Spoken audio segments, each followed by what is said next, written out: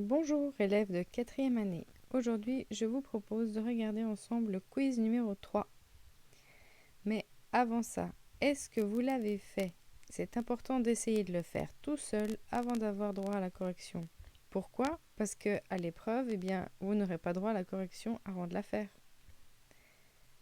Donc, on prend un crayon et on y va. Si vous n'êtes pas dans mon cours, regardez l'énoncé. Voyez, vous pouvez le faire aussi avant de regarder la correction. Arrêtez cette vidéo si vous ne l'avez pas terminée. C'est parti pour la correction. Premièrement, sur ce quiz, j'ai envie de rappeler les formules qu'on va utiliser. Il y en a ici un petit peu plus. Donc, j'ai voulu les organiser dans un tableau, histoire qu'on essaye d'organiser sa structure qu'on révise et qu'on va devoir après réviser. Donc, on part d'une fonction petit f et si on la dérive, on arrive sur une fonction petit f'. Mais on pourrait s'amuser à chercher un grand f de x dont petit f est la dérivée. Cette fonction s'appelle une primitive, c'est le chapitre d'après. On a une ligne de fait, il faut compléter. La dérivée de x, c'est 1. Qui est la fonction dont x est la dérivée? C'est x au carré divisé par 2, mais on pourrait ajouter une constante. Ici, je précise donc que cette constante est un nombre réel. Ligne suivante, la dérivée de x à la puissance n, c'est n fois x à la puissance n-1. Dans l'autre sens, si on cherche la primitive, on a x puissance n plus 1 divisé par n plus 1. Et à chaque fois, on a un plus c. Comme j'ai déjà précisé que ce c, c'est une constante, je ne le réécris pas. À la ligne d'après, nous avons deux fonctions trigonométriques. Le sinus donne un cosinus, et donc dans l'autre sens, c'est donc un moins cosinus. Et évidemment, il faudra rajouter une constante, alors que le cosinus donne moins sinus en dérivée, et en primitive, il donne plus sinus.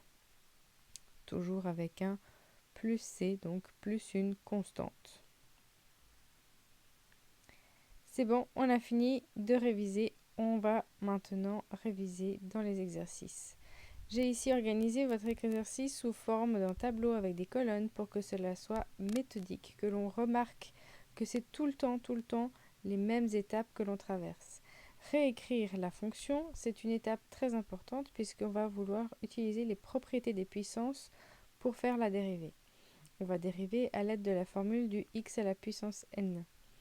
Alors ici, vous avez un exemple qui est tout fait. Quand on a une puissance positive au dénominateur, on peut remonter ce x au numérateur à l'aide d'une puissance négative. Donc le x puissance 2 devient x puissance moins 2.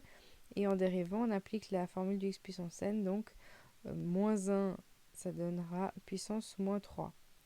Et on n'oublie pas de rendre l'énoncé avec des exposants entiers positifs, donc redescendre ce qu'on avait remonté.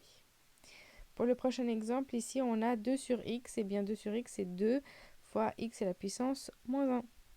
On applique donc la formule de dérivation, et on a 2 fois, et puis la formule c'est donc le moins tombe devant, on a ensuite x qui donne une puissance moins 2. Comment simplifier cette écriture? Le moins se place devant le 2, et puis le puissance moins 2, c'est la même chose qu'avant. On retrouve un x au carré au dénominateur. Le moins, ça signifie qu'on va faire changer d'étage, et puis le moins qui est devant, c'est le moins qui reste ici en haut. Passons à l'énoncé suivant. Cette fois-ci, on a une racine. Comment est-ce qu'on traduit ça en puissance? C'est un x à la puissance 1/2. Quand on applique la dérivée, le 2 qu'on avait reste devant et on a 1/2 qui va tomber de l'exposant. Et x sera une puissance, donc 1/2 moins 1, ça donne moins 1/2. 2 et 1/2 se simplifient et on peut réécrire ça comme étant moins, la puissance négative fait changer d'étage, donc 1 sur racine de x. Donc le moins de l'exposant correspond encore une fois, j'utilise la même couleur, donc à ma barre de fraction. Le moins n'a rien à faire avec un moins qui serait devant la fraction, donc c'est vraiment changer d'étage. Et le 1/2, ça correspond toujours à notre racine, mais donc elle est en bas. Exemple suivant, ici on a 1 sur, et puis on a 2 fois racine cubique de x au carré. Le 1 sur 2, on peut le séparer, et le x, on peut le remonter à la puissance moins 2 tiers. Le 1/2 reste devant, et on dérive donc le reste avec la formule toujours du x à la puissance n. Donc la formule, c'est on fait tomber la puissance devant et l'exposant diminue de 1.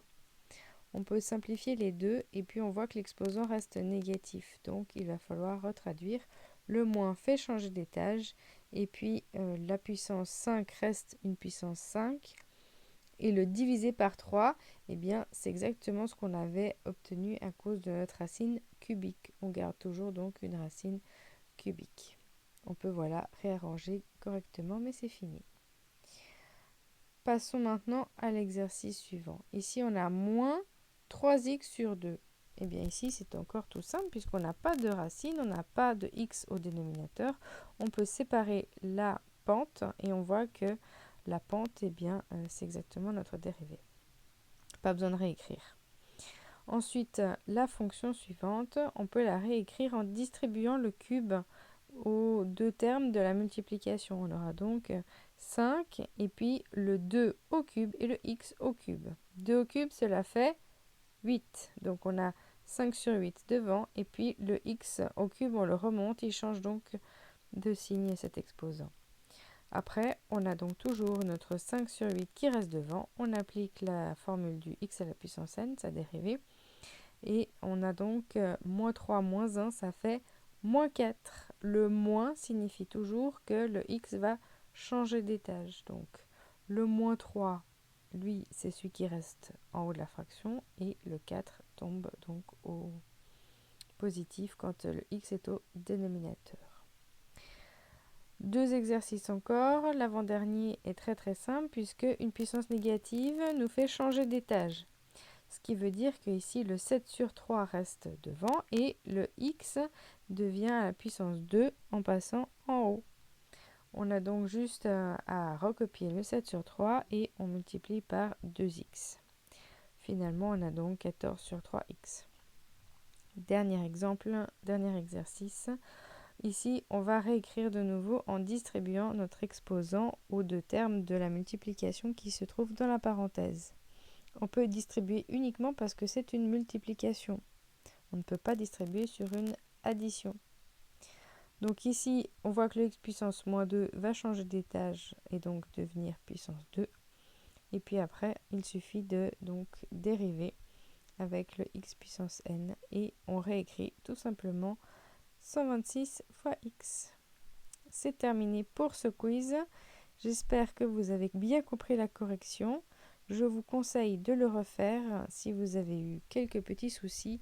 Le quiz 4 arrive très très prochainement. On s'est concentré ici sur les dérivés et puis le quiz suivant se concentrera sur l'opération contraire, c'est-à-dire qu'on va remonter les flèches que l'on vient de tracer et on va aller dans l'autre sens, passer de la dérivée à la fonction petit f ou de petit f à grand F. Donc à peu près la même disposition puisque l'exercice va être exactement vécu de la même façon. On va vraiment avoir cette méthode avec réécrire, faire l'application de la formule pour la primitive et de nouveau resimplifier. Faites bien vos exercices, soyez réguliers, on construit toujours sur ce que l'on vient de faire. Voici donc la fiche en un dernier coup d'œil. N'hésitez pas à arrêter la vidéo, à regarder encore un passage qui vous a semblé obscur. Je vous souhaite à tous de bonnes révisions.